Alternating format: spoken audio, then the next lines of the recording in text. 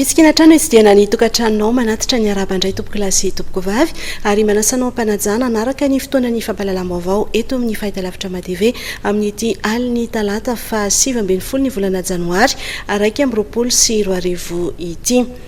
Manatrika ny lanonana fanokafana amin'ny fomba ofisialy ny tompam-bolikazo 2024 any Tolaniaro androany filoham-pirenena Andry Rajoelina tamin'izany indrindra no nanamafisany ny tokony nomeny vahoaka malagasy ampandroso hatrany ny firenena mifanindran-dalana indrindra amin'ny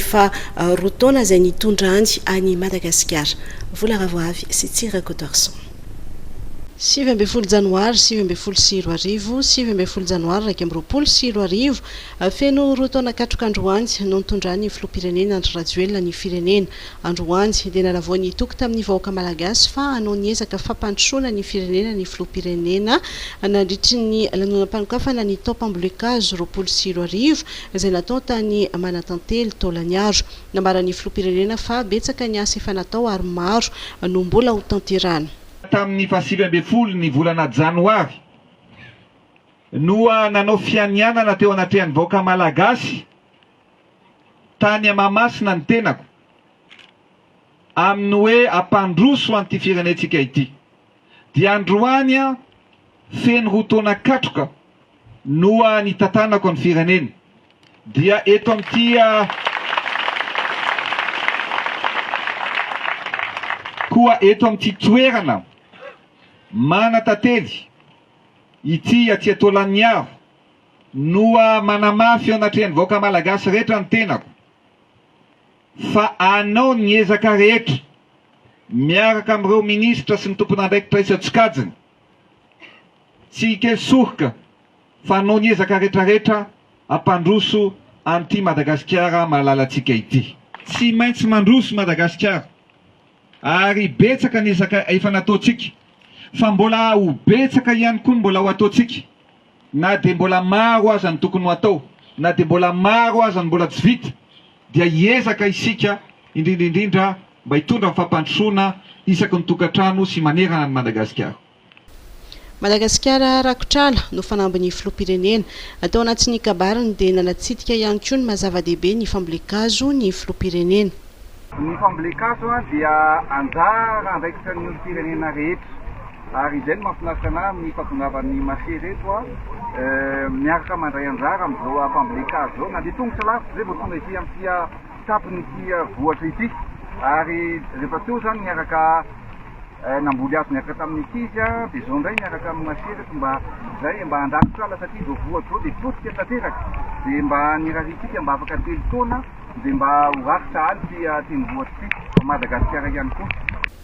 Izay mamboly azo ty tanindrazana izay mandoro ala amin'ny mandoro tanindrazana io no lohahevitra no fidin'ny ministera ny tontolo iainana sy ny fandrosoana lovainjafy amin'ity tompam-bolikazo 2024 ity ary zanakazo hatrany amin'ny 10 hetsy sy 70 tapitrisa no volena amin'ity taona ity manerana ny nosy ka omendanja ny fambolikazo any an-tsekoly ao anatin'ny hetsika azo iray mpianatra iray izay irahan'ny ministera ny fanabeazam-pirenena sy ny ministera ny tontolo iainana sy ny fandrosoana lovainjafy. Androany kosa no nanatanterahana ny fivoriana manokana ireo senatera 20 vaovao hiasa ao anatin'ny 5 taona manaraka. Fivoriana izay nifidianana izay mpikambana ao anatin'ny bromaharitry ny anteny Mirandolona ary voafidy ho filoha mitarika ny anteny Mirandolona vaovao i Razafy Mahefa Hermanana. Fanadihadiana Vola Ravoavy sy Tsiry Rakotoarson.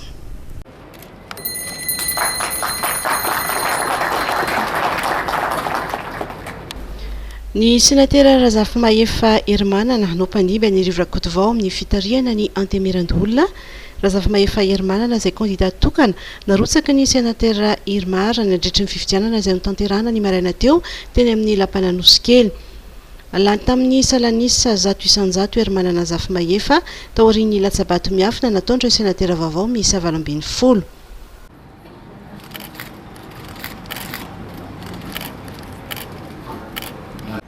Razafy Mahefa Hermanana.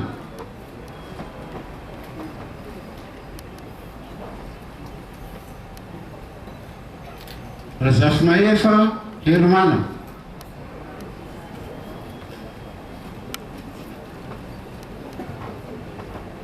Razafy Mahefa Hermanana. Fotoanany asa ny fanarenana ary ny fanorenana zao hoy ny filovavao ny antemirandolona ilaina ho izy ny fitoniana ary miantso ny rehetra ifanometanana ny mpitondra anafitra ny Madagasikara amin'izao fotoatsarotra lalova ny firenena no ny fisiny ny krizy nateraka ny valana retsina Covid-19 izao. Ijery miaraka ny vahaolana ary vonona isika ampandany ireo lalàna mifanandrify amin'ny tombotsoam-bahoaka.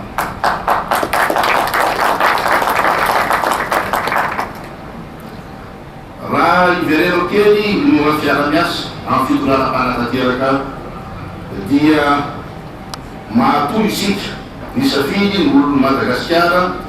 dia ny fahatsapana fa mila olona vonona sy say amparosomanina ny fireneny Madagasikara. Dia raha tsika malala fa ilaina ny asan'ny président de république ny floa gouvernement membre ny gouvernement mba anala ny vahoaka ao anatin'ny aisam-panjana zay misy atsika amin'izao fotoana zao noho ny voina tapoka zay nandoatsika amin'ity crise ny Covid-19 ity,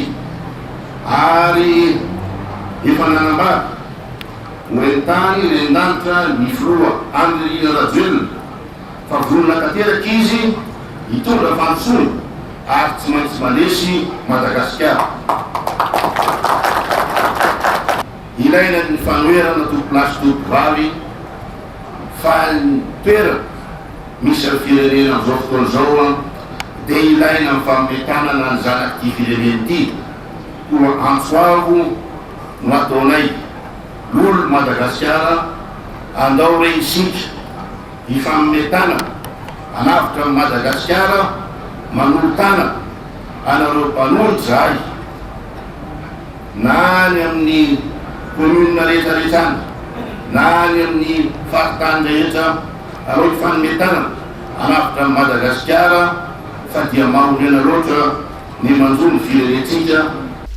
Marina fa androany ihany koa no nandanin'ny olona ny fitsipika anatin'ny antemirandolona vaovao ary ny fidianana ny mpikambana amin'ny birao sy ny komisiona maharitra ny 20 janoary 2024 avy izao no anatanterana ny famindram-pahefana eo amin'ny filohan'ny antemirandolona teo aloha Rivo Rakotovao sy ny filoha vaovao Razafimahefa Hermanana.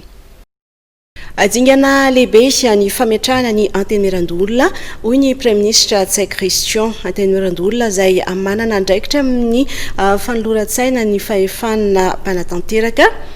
Vola Ravoavy sy Tsiry Rakoto Arsan. Adingana lehibe ranonambara ny Premier Ministre Tsay Christian ny fipetrahan'ny antemirandolona vaovao. Ny antemirandolona izay mpanolon-tsaina ny fahefana mpanatanteraka no sady pia ny vondrom-bahoaka hitsinjara-pahefana. Miarahaba ny olona Madagasikara izay voafidy sy voatendry ary miarahaba ihany koa ny andriamatoa filohan'ny antemirandolona izay voalany voateo ny tenako sy ny gouvernement manontolo. Maniry raha maniry sika mba ahavitany zareo ny adity sy andraikitra zareo ao anatin'ny fahaiza-manao sy ny fitiavan'ny tanindrazana iombonantsika tia mba ahafahantsika manantatra azy amin'ny tokony izy araka izay filan'ny malagasy azy. Ny firahitsika dia menao anatin'ny tany-tandalàna isika. Ny maha tany-tandalàna antsika zany dia ny fanajantsika rehetrarehetra eto Madagasikara ny isiny ny fandimbasana toerana eo amin'ny andrim-panjakana rehetrarehetra anatin'izany koa ny andrim-panjakana toana ny tena merindolona. Mino tsy mandatena isika fa raha ny tombotsoa ambony firenena no trandratsika ary jerentsika hatrany dia iroso amin'izany fitozovana ny tombotsoa ny vaongo malagasy zany itsika. Ny vondrona isika rehetra miaraka amin'ny Andry Rajoelina no maro anisy eo anivon'ny Antenimerarotonta iroso amin'ny fanovana ny lalam-panorenana avy ny fitondrana. Ny zavatra ray lehibe dia efa voalazan'andriamatoa filohan'ny Repoblika hatrany fotoana ity dia atokantsika manokana fanatanterahana revina maro samihafa ary indrindra reny engagement maro rehetrarehetra reny ary zay no zava-dehibe satria ny filosotsika amin'izany dia antoka fa hitondra vahaolana atsika amin'izay olana maro samihafa efitreny vahoaka malagasy amin'izao fotoana zao. anatin'izany tsy fananana asy anatin'izany ny finangany vidin'ny mpiainana anatin'izany tsy maintsy totrovana ireo tampanovohitra rehetrarehetra roa amin'ny tsy fampiandrano sisa na tsy manodina ihany koa fa indrindra fa nizantsika niezaka mahakasika ny ady ataontsika avalina retina coronavirus. Arak'izany dia mbola ankamatatra ny mety hirosona amin'ny filatsakivy-bahoaka izay tombanany maro fa ho tanterana tao aorian'ny fifidianana loholon'i Madagasikara. Ny araby ireo senatera vaovao ary dia nanome tsodrano azy ireo efa be amin'ny andraikitra iantsoroana eo anivon'ny antemerandolona ireo senatera teo aloha izay miara-dia amin'ny fanjakana. Fanazavana entin'ny senatera Rendrembololona Mananjara. Izay moa zany dia tsodrano tanteraka an'ireo olona ny Madagasikara izay eto amin'ity lapan'ny antemerandolona ity ary tena fifaliana lehibe ho anay mihitsy ny namarana ampahamendrehana ny mandanay ary ihany koa miarahaba an'ireo izay miditra eto amin'ity lapan'ny antemerandolona ity amitan'izany edity zany amin'ity mandaha manaraka ity. Zava-dehibe tokoa ny firenentsika satria amin'izao fandalovana amin'ny ataontsika hoe krizy iraisam-pirenena amin'ny ara-pahasalamana izao dia voalazan'ny filohan'ny antemerandolona vaovao teo izay arabainay manokana ihany koa izany filohan'ny antemerandolona vaovao zany izay manana ny traikefany manokana ary nanana an'ireo ataontsika hoe fahaiza-manao teto amin'ity fireneny ity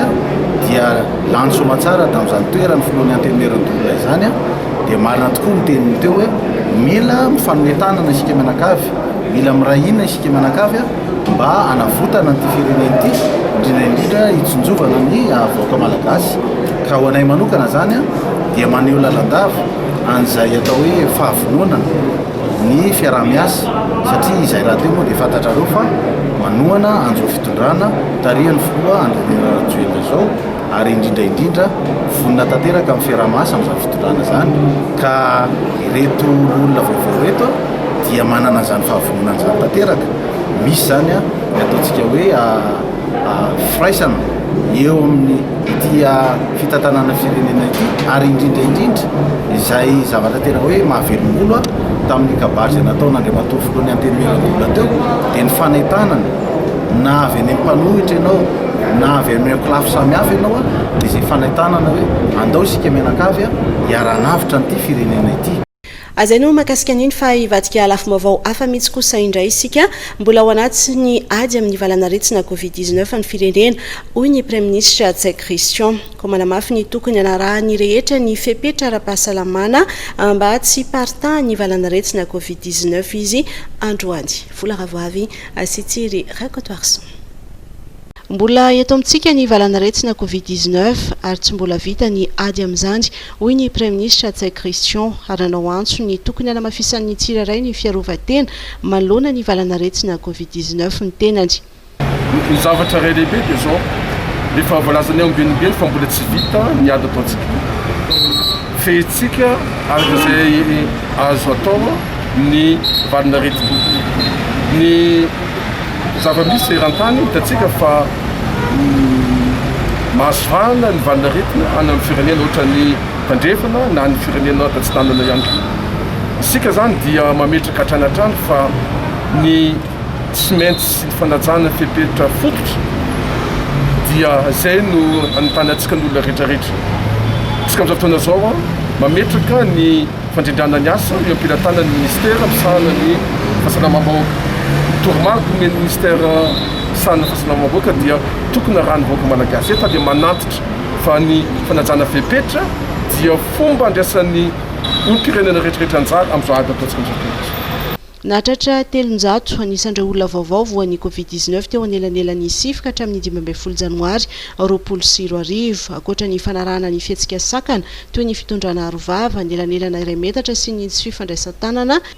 Ny fitondram-panjakana dia mampirisika ny fampiasana ny CVO izay vokarin'ny IMRA. Ny CVO izay nanana anjara toerana goavana teo amin'ny fampianana ny fianaka ny valana aretsina Covid-19 ary maro ny tombotsoa ara-pahasalamana hoentiny vokatr'ireo hery fiarovana ananany raha ny voalazany eo anivon'ny ministera ny fahasalamam-bahoaka. Ny tombo tokoa tatoato anisan'ireo marary ny Covid-19 eto Analamanga. Malonjany indrindra ary dia nanatanteraka famindrahana fanafody tamin'ireo toerana izay be mpivezivezy ny teo anivon'ny faritra Analamanga. Vola Ravoavy sy Tsiry Rakotoarsa. Malona ny fitombon'ireo olona mitondra ny tsimikaretina Covid-19 eto Analamanga dia mandray andraikitra amin'ny famindrahana fanafody na désinfection amin'ireo toerana tena ifamezivezen'ny pony eto Andrenivohitra ny avy eo anivon'ny faritra Analamanga. Ny tetsy amin'ny faritra Antaninarenina sy Analakely no nanomboan'izany io maraina io vao mangiran-dratsy.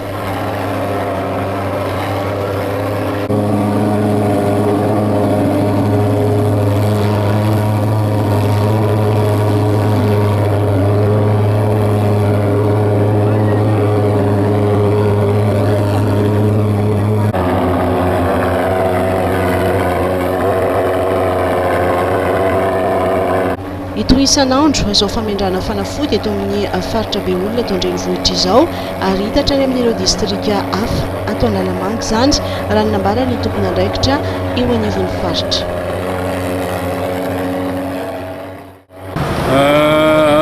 Amin'ny androany eto izany dia nanomboka teo Antaninarenina mety Analakely dia mety toy hatrany Amperirika rehetra. Ny tsara marihana moa izany dia izy io dia hetsika andritran'ny tapabolana tena tanjona anatiny dia toerana tena maro olona salina amin'ny tsena sy ny toerana fiantsonana taxi borosy reny zany no tena vonjena ary tisy isan'andro izy io mandritra ny tapabolana. Ny antony dia noho ny ataontsika hitantsika malala angamba fa miakatra indray ny tany ireo olona tratran'ny coronavirus eto Antananarivo indrindra amin'ny faritra Analamanga. Dia tsy andro tsony ny faritra Analamanga hoe efa misy maty maromaro indray vao andray andraikitra fa izay moa efa fomba fiasa amin'ny faritra Analamanga avy hatrany dia mandray andraikitra avy hatrany. Ny fepetra moa izany dia efa iarahan'ny région ny faritra miaraka amin'ny commune Antananarivo miaraka amin'ny préfecture de police Antananarivo mandray fepetra isy ny fepetra ho raisina ary efa tafiditra anatin'izany izao hetsika taona izao fa ny tena fepetra tsara indrindra angamba dia ny fiarovan-tenany tsirairay sy ny fanarana ny toromarika rehetra izay apetraka ny fanjakana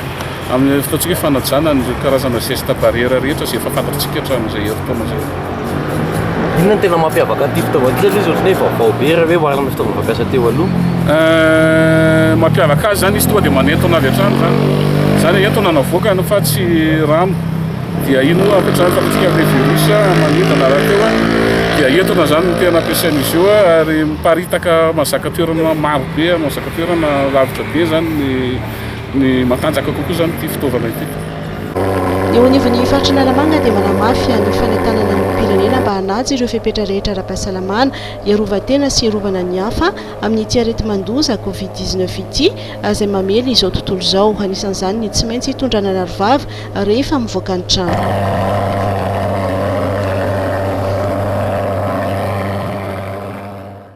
Anisan'ny toerana izay ifamezivezen'ny olona ihany koa raha ny tsena izany hoe mety hampianaka aingana ny valan'aretina Covid-19. Malona ny fahatsapan'izany dia nandray fepetra ihany koa ny commune Antananarivo Renivohitra mba hisakanana ny mety ho fiparitahan' izay valan'aretina Covid-19 izay aro avy hatrany ny andindiny.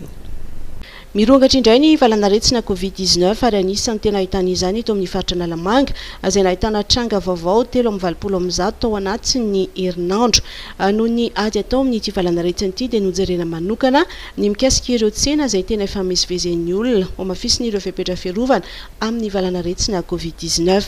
Androany ity izay dia niompana manokana mikasika ny resaka hoe ady amin'ny fiparitahan'ny valan'aretina Covid-19 zany natongavanay teto. Araka ny lazaina dia io aretina tsy hita maso izy io, tsy fantatra hoe avy aiza izy io na aiza misy azy amin'izao ka mitandrina izay satria ao anatin'ny tsena no ifamezivezen'ny olona be indrindra nefa ny fivezivezena no ahitana ny mety hiteraka an'izay resaka hoe famindràna ny resaka valan'aretina coronavirus zay. Dia noho izany zany dia nandray mesure izay zany hoe mesure efa niraisin'ny tsena hatramin'izay fa ho amafisina bebe kokoa satria tao anatin'ny confinement tamin'ny tontsika tsisy fanomanana. Fa amin'ity kosa dia misy ny fanomanana izabe zany mba tsy hiparitahan ny valan'aretina io. Anisan'ny fanomanana ny eritreretina tamin'izay zany dia anamafy an'ireo fepetra efa niraisina hatramin'izay. Fepetra voalohany raisina io zany dia resaka arovava. tsy maintsy manoary vava avokoa ny olona rehetra ao anatin'ny tsena mpivarotra aloha voalohany indrindra fa ro manarakaraka an'izay koa tsy maintsy manoary vava avokoa zay olona ividya tsoroka ao anatin'ny tsena fa telo manarakaraka an'izay a misy ny fitoerana fanasana tanana zay efa nisy tamin'ny herintaona dia ho averina indray a ireo bidon jaune zay nampiasaina sy misy ny bidon ngeza be 200 litres isaky ny tsena zay ho ampiasana amin'ny fidiovana isy ihany koa zany a no fanamafisana ny fanadiovana ny tsena zay a nanao planine an'izany zay amin'izao fotoana zao a dia ny zavatra ho atao amin'izay a dia zavatra tsotra fotsiny ihany hoe ny tsena rehetrarehetra zany zao a tsy maintsy manao fanadiovana ary isy ny famindrahana fanafody a isy ny fanadiovana amin'ny alalan'ny pompier. Hojerena manokana ihany koa ny mikasika ireo mpivarotra tsy nametraka ny entana ambony latabatra dia raha mahalala ny zava-misy anatin'ny tsena any fa misy tena toerana izay a misy miladina tany nefa sakafo ohatra natao efa napetraka tamin'ny lehibe any tsena rehetrarehetra zany zay fa hiezaka anao fepitaony zay a ao anatin'ny ray volana raha ela indrindra dia tokony tsisy tsoina ao anatin'ny tsena zany entana mipetraka amin'ny tany zany fa tsy maintsy ny ambony talatany dolo ninona midiny sy ireo mpivarotra amoron-dalana mahalala amin'izao fa ny fifindran'ny coronavirus dia amin'ny alalan'ny fivezivezeny tadidio fa ny mpivarotra amoron-dalana dia anisan'ny olona tsy dia voafehy loatra ao anatin'ny tsena ara-dalàna zany hoe afaka izy mitsoka raha sendra misy olona mandeny a manamana ramaso azy a na resaka kasipôsy na resaka inona na resaka ina mesure sanitaire zany a tsy dia voaraka ry zareo ka ny zavatra ohatona zany a ho amafisinay zany a ny fitandrovana mikasika ny resaka fivezivezeny zay a dia andray mesure manokana ihany izahay mifanaraka amin'ny zavatra efa nambarany be ny tanàna taminay amin'ny mesure ifandraisana hatramin'izay mikasika ny resaka fivarotana amoron-dalana ka isy toerana tena tsy isy mitsony mihitsy a ny toerana hivarotana amoron-dalana misy araka le favinana sy ny tenin'ny be ny tanàna hoe mandra-pahitan'ny vahaonana dia alamina amin'izay tokony azo andamenana azy ka izao dia ampifarana ihany koa fa ho an'ny mivarotra rehetrarehetra indrindra fa ny amoron-dalana misy rele olona toerana tsy azonareo hivarotana mihitsy na ho inona zavatra misy ohatra manoloana ny sekoly ohatra manoloana ny fiangonana ohatra any amin'ny lalana misy fiolanana ho mafisina ihany koa ny fiara-miasa amin'ireo sampanasa samihafa mba hanatsarana ny asa sy ny ezaka ataon'ny commune Antananarivo renivohitra. Amarina moa fa ahitana tsena miisa 7 eto Antananarivo renivohitra izay misandrahaka amin'ny fokotany miisa 2.7 amezaka ny isam-pandrarahan'ny tsena eo anivon'ny commune mitantana azy ara-drariny sy araka ny intsiny araka ny nambaran'ny tompona andraikitra misy ny tombanezaka izay tontosaina isan-kerinandro ahitana izay lesoka mila renina sy ny tsara izay mila ho amafisina trany ho fanatsarana trany ny asan'ny ity asam-pandraraha ity dia misy ireo fangatahana ataon'izy ireo amin'ny ben'ny tanàna toy ny fanamafisana ny fampitaovana fa efa miresaka tsena izay ihany sika niteraka resabe tatoato indrindra moa tao anatin'ireny tampazotra tserasera ireny ny resaka fitaovam-pandrefesana antsoina hoe kapoka izay anisany fitaovana miasa be eo andavanandro ny ponina eto Madagasikara nisy mikasika izay indrindra sy ny fanazavana entiny eo anivon'ny ministeran'ny varotra mikasika ity resaka kapoka ity no raha itsika ato anatiny ity fanadihadiana manaraka ity izay hoentsiny namana Jemima Radaniel. Kapoka fitaovam-pandrefesana iray isan'ny tena ampiasain'ny tontolon'ny fifanakalozana sy ny sehatra ara-barotra izy amin'izao. Tsy mbola misy anefa ny lalàna tena manome lalana ny fampiasana izany ary mbola tsy ara-dalàna ihany koa ny fampiasana izany kapoka izany. Entina iarovana ny mpanjifa sy alana amin'ny osika dia iroso amin'ny fanatsarana io fomba fandrefesana io ny eo anivon'ny ministeran'ny varotra. Ny zavatra ho ataon'ny ministera mahakasika ny resaka hoe fitaovam-pandrefesana sy fandanjana dia reny moa zany anisan'le tafiditra ao anatin'le hoe hetsika fiarovana ny mpanjifa. Zany hoe raha miteny baiko moa zany reny antsoina hoe métrologie légale. Eto anivon'ny ministeran'ny varotra dia misy isam-pandraraha anankiray izay misahana manokana ny amin'ny fikojakojana an'ireny sy fanaraha-maso an'ireny zany mba tsy sanatria avohan'ireo mpanjifa zany amin'ny resaka refina lanja. Araka ny fahafantarantsika moa zany dia ny kapoka izay resahantsika eto dia efa tafiditra tanteraka ao anatin'ny fitaovana izay kirakiray ny ifanakalozana moa zany amin'ny raharaha ara-barotra eto anivon'ny firenena malagasy. Dia le ho atao zany dia hojerena izay fomba mba hanatsarana n'izay fikojakojanany ny fomba fandrefesana anankiray iny mba tsy ahavoan'ny mpanjifa. Marihana mantsy fa raha ny zavatra hitantsika amin'izao dia samihafa daholo ny fandrefesana na reny kapoaka ampiasain'ny mpivarotra ireny, ary misy ara moa dia tena raha mamatra vary amin'ny kapoaka dia raha ny tena marina mety manodidididina ny 3.4 na 3.5 eo le izy. Dia izay zavatra izay nefa tena miovaova be mihitsy arakaraka ny habe an'le kapoaka. Dia tsarovy tsara fa raha ataontsika hoe mba mieritreritra ny mpanjifa fa raha mividy izy vary no matetika nanovatsika an'ireny 1 kilao dia raha latsaka be zany le izy dia vomafy izy. Dia noho izay anton'izay indrindra no mieritrretina zany hoe io kapoaka io satria efa tafiditra ao amin'ny andavanandrom-piainana ifanakaloza mety anivon'ny tsenatsika na eto Antananarivo renivohitra zany sy manodidina na any amin'ny faritra ihany koa, dia tsara apetraka amin'izay zany no hoe ahoana marina ny tena refy izay ataontsika hoe tokony ho izy ara-drariny ny amin'ny resaka kapoaka io. Ny entana rehetra matetika no ampiasana ny kapoaka, fa isany ampiasana izany isan'andro ny vary. Isany nitondra resabe tato ato ity resaka kapoaka ity sy ny fiakaran'ny vidim-bary. Ny teo anivon'ny ministera dia nanambara fa tsy fepetra mikasika ny fampidinana ny vidim-bary akory ny fepetra ndraisina momba ny fanatsarana ny fomba fandrefesana na ny kapoaka, fa entina kosa anatsarana sy hitsinjovana ny zony ny mpanjifa.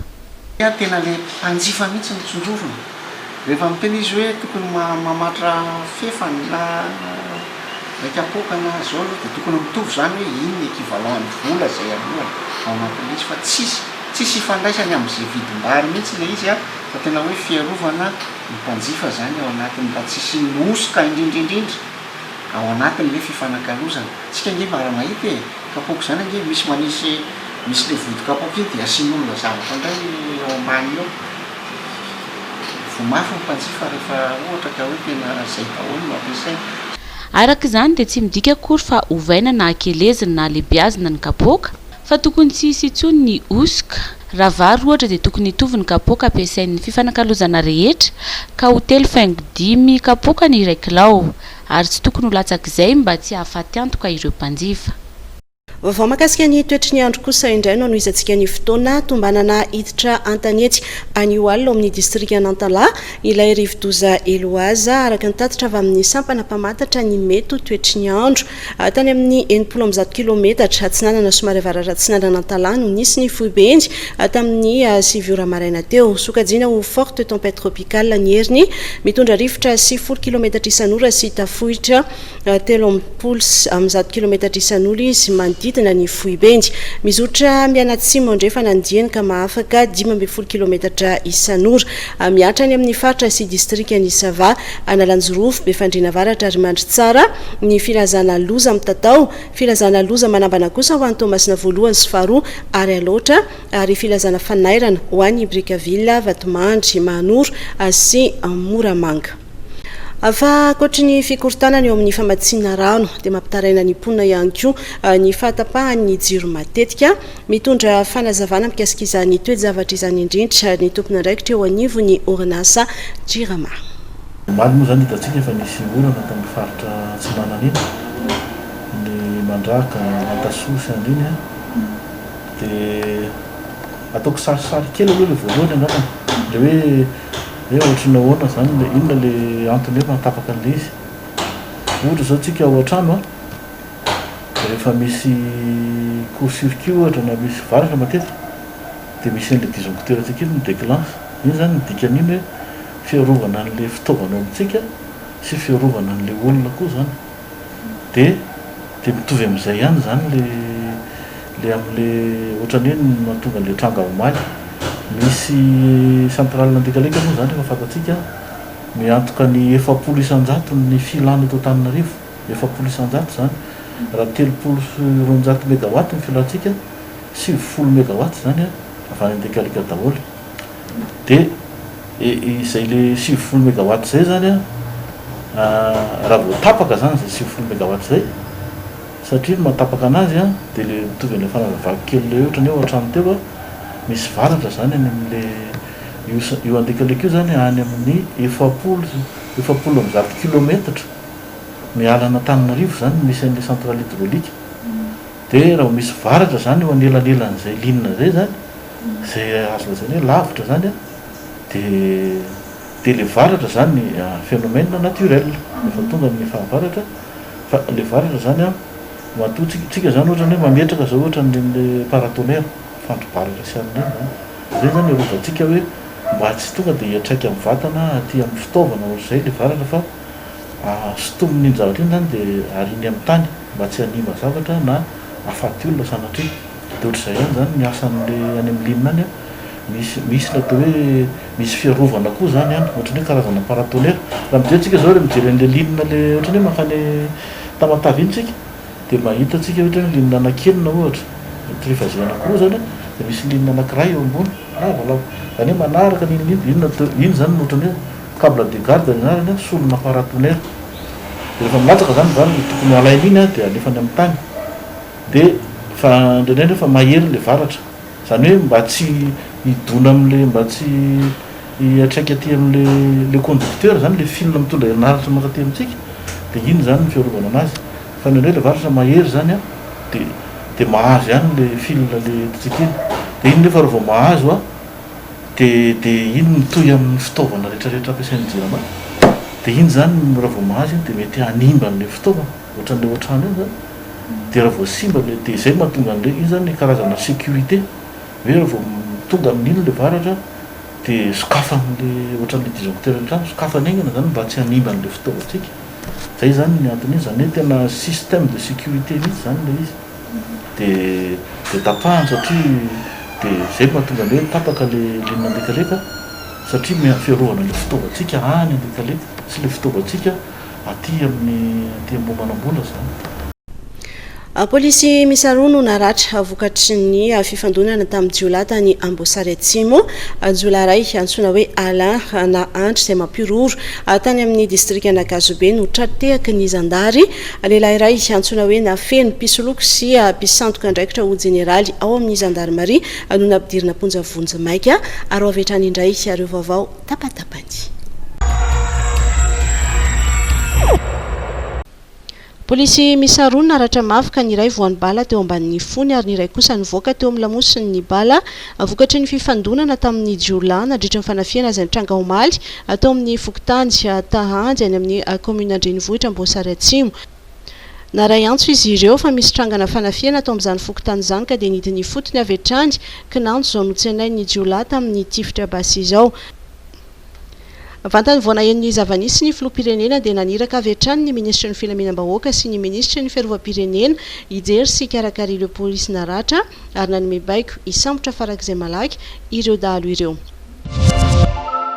Jiolahy iray antsoina hoe Alain Andry izay nampiroro tany amin'ny distrika Nakazobe no trateaka ny zandary avy ao amin'ny zanatopoparitry ny zandarmaria Antolo-Janahary omaly agnombavao avy amin'ny olon-tsotra no nazahombavao momba azy sy ny filazany fa tsy maintsy mahafady zandary iray izy raha toa ka misy mikasa ny sambotra nametraka ny velam-pandrika avy hatrany ireo mpitandro filaminana ka dia izao nifara tamin'ny fisamborana ny Alain jiolahy izao sarona tao amin'ny trano finenana ihany koa ny basy vitagasy iray basy vitagasy panamboarana iray bala chevrotine misy 3 sabatra sy antsy sy iray avy odigasy maromaro marina fa ity jiolahy ity dia anisan'ireo nandray anjara tamin'ny fanafian-dahalo nitranga ny 13 septambra 2024 tao Ambohitrazo any Ankazobe.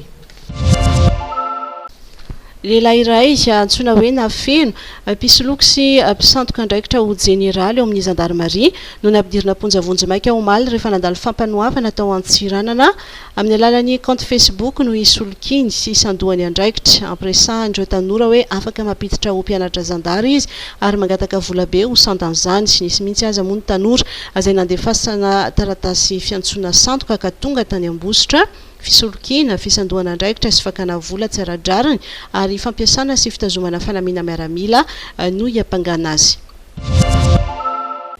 Jula mpanao sy mpanaparitaka vola sandoka misa enina sy ramatoa hafa voaroroy amin'izao raharaha izao no voasambotra tany antampitanana ny Tomasina Omaly. Araka fantatra dia efa amam-bolana izy ireo nanao izao asa ratsy izao any amin'ny faritra Atsinanan'Indy. No ny velam-pandrika nataon'ireo zandary dia tratra teo akaiky ny tompo fandanjana fiarabe atao barika dimy ny iray tamin'ireo Jula niaraka tamin'ny lela vola sandoka R2,00 misy 5,700 izay mitotaly 5,0 tapitrisa ariary. Atao riny fampitorana azy no nanaborahany ireo apray-tambazotra aminy ka vehivavy roa sy jiolahy 5 hafa no voasambotra tsirairay tamin'ny toerana samihafa tao Tomasina. Asaiky isan-kerinandro kosa no nahenonina fanafiana amin'ny tapiadina amin'ny endriny samihafa tany Tomasina tamin'ny taona 2020 lasibatra manokana ireo cash point ny mpitondra bajaj ary ny mpandrara eo amin'ny sehatry ny varotra atao anaty ny 2 volana nefa dia efa somary miatsara ny toedrara araka izao fanadihadiana manaraka izao. Rava ny rantsan'ny polisy pirenena tao Tomasina ireo jiolahy mpanao fanafiana amin'ny tapiadina izay nampiororo ny renivohitry ny faritra Atsinanana tao Tomasina tao anatin'ny 2 volana latsaka kely izao. Jiolahy miisa 450 no voasambotra ary basy miisa 7 no tratra nanomboka tamin'ny faran'ny volana Novambra hatramin'izao. Tamin'ny alalan'ny fanomezam-baovao faran'izay aingana avy amin'ny olon-tsotra no nahazoana izao vokatra tsara amin'ny fampandriam-pahalemana ao Tomasina izao ireo tompona andraikitry ny polisy ao Toamasina. Anisan'izany ny fahazahoana jiolahy miisa 450 izay tanatin'ny 2 volana latsaka kely izay ka ny 430 amin'izany dia midoboka eny am-ponjy daholo. Ny 20 kosa dia lavo teo amin'ny fanaovana asa ratsiny zany hoe maty zany dia ary ny 9 no nomena fahafana vonjy-maika. Nisy polisy anaky 3 nanao ny aintso-zavatra dia naratra mafy. Nisy ny paikady no raisiny teo anivon'ny polisy ny FIP sy ny polisy avy amin'ny komisaria foibe ao Tomasina miaraka amin'ireo ratsa mangaiky. Tenareo vahoaka fa zahay dia tsy hipetra-potsiny amin'izay rehetrarehetra ezaka atao amin'ny fametrahana ny fandriam-pahalemana eto an-tampon-tanàna ny Tomasina. Hitantsika teo ma zany ilay fijerenan'ilay toerana izay anaovana ny projet présidentiel en fametrahana ny direction régionale ny sécurité publique Atsinanana ka dia fisaorana amin'ny tafitafy ma zany atolotra any monsieur le maire sy ny mpiara-miasa aminy amin'izay fanomezana maimaimpona an'io tany io ho an'ny polisy pirenena.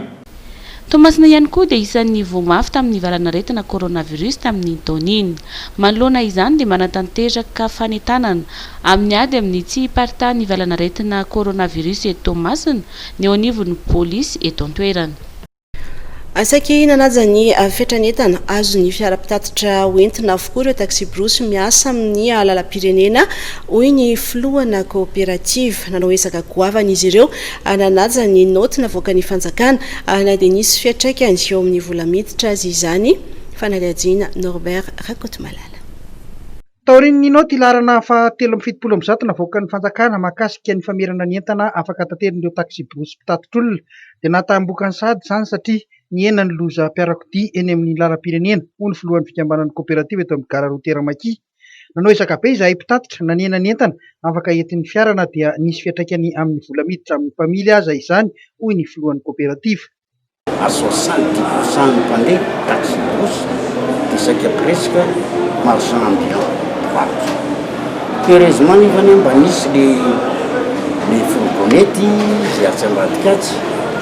kanefa eo amin'ny client azy dia tsy mety mihitsy le olona hoe entanay ve dia on sait jamais le amin'ny forovila le fourgonnette no tonga mety izy ny fahasimbany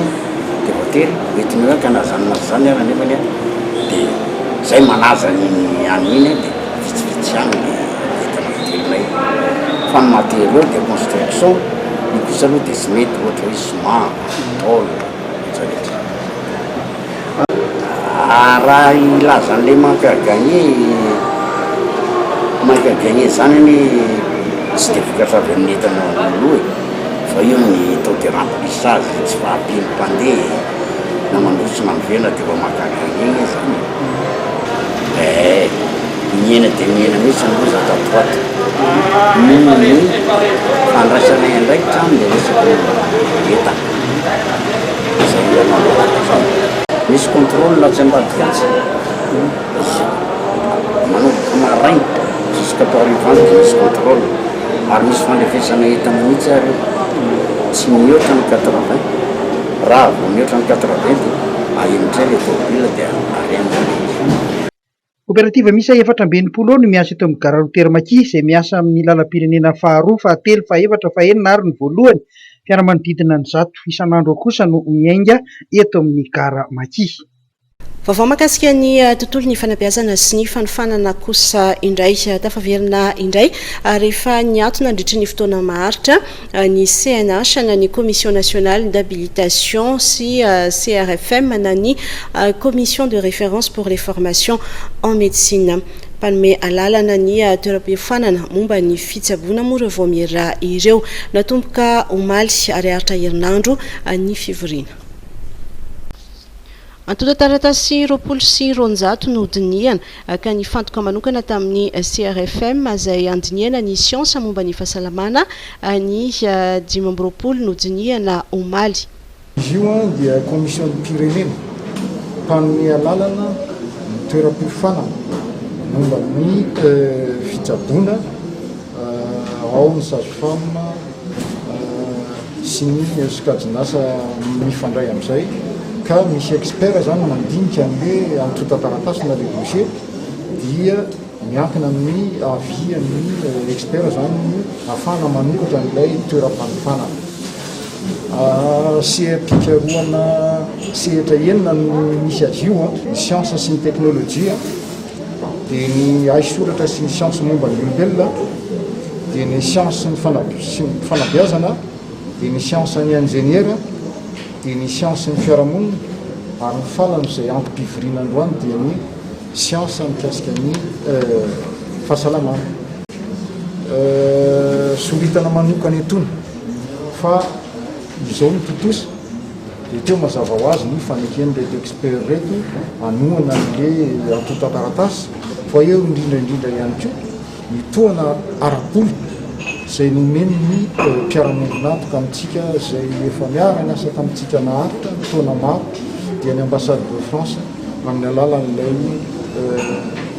projet antsoina hoe précosupre fantatsika tsara fa karenange dia ny fahasalamana tomboka ka tsy azo tsonitsoniavana mihitsy ny fahasalamana ka raha nisy isiny raha ohatra ka sarotiny ny ministère-pia amin'ny ministère ny fampianarana ambony sy fikarana scientifique amin'ny kalitao